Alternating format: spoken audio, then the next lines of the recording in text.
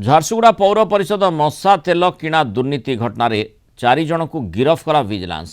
61,44,600 ଟଙ୍କାର ହେରଫେର ଅଭିଯୋଗ ହୋଇଥିଲା।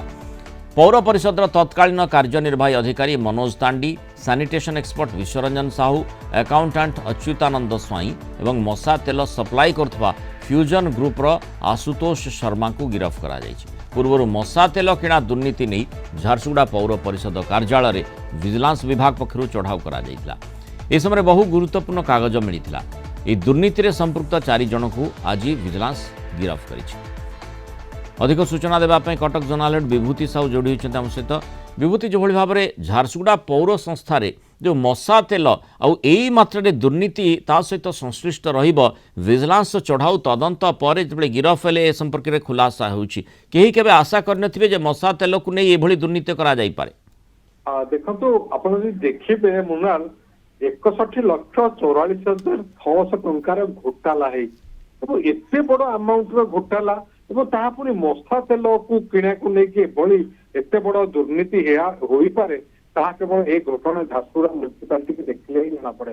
ଏବଂ ଭିଜିଲାନ୍ସ ଗୋଟେ ବଡ କାର୍ଯ୍ୟାନୁଷ୍ଠାନ ନେଇଛି, ଏଥିରେ ସମ୍ପୃକ୍ତ ଥିବା ସମସ୍ତଙ୍କୁ ଗିରଫ କରିଛି ଏବଂ ଯିଏ ମନୋଜ ତାଣ୍ଡି ଯିଏକି ପୂର୍ବତନ ନିର୍ବାହୀ ଅଧିକାରୀ ଥିଲେ ଏବଂ ସେ ବର୍ତ୍ତମାନ ଗୁଣପୁରର ନିର୍ବାହୀ ଅଧିକାରୀ ଅଛନ୍ତି, ତାଙ୍କୁ ଗିରଫ କରାଯାଇଛି ଏବଂ ତାଙ୍କ ସହିତ ଯୋଉମାନେ ଏ ଘୋଟାଲାରେ ଯୋଉମାନେ ସମ୍ପୃକ୍ତ ଥିଲେ ସେମାନଙ୍କୁ ମଧ୍ୟ ଗିରଫ କରାଯାଇଛି।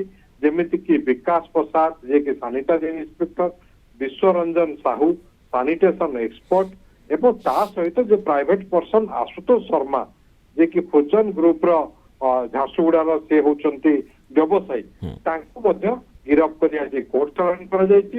ଏବଂ ଯଦି ଆପଣ ଦେଖିବେ ଏଠି ଭିଜିଲାନ୍ସ ମାମଲା ରୁଜୁ କରୁଛି କିଭଳି ସରକାରୀ ଅର୍ଥକୁ ସେମାନେ ଘୋଟାଲା କରିଛନ୍ତି। ତେଣୁ prevention of corruption amendment act ଅନୁଯାୟୀ ତାଙ୍କ ବିରୁଦ୍ଧରେ ମାମଲା ରୁଜୁ ହୋଇଛି। ତା ସହିତ ଆଇପିସିର 409, 120B, 422ରେ ମାମଲା ରୁଜୁ ହୋଇଛି ଏବଂ ମନୋଜ ତାଣ୍ଡି ଯିଏକି ପୂର୍ବରୁ ଏକ୍ଜିକ୍ୟୁଟିଭ ଅଫିସର ଥିଲେ ଝାରସୁଗୁଡ଼ା ମ୍ୟୁନିସିପାଲିଟିରେ, ତାଙ୍କ ନାଁରେ ମାମଲା ରୁଜୁ ହୋଇଛି।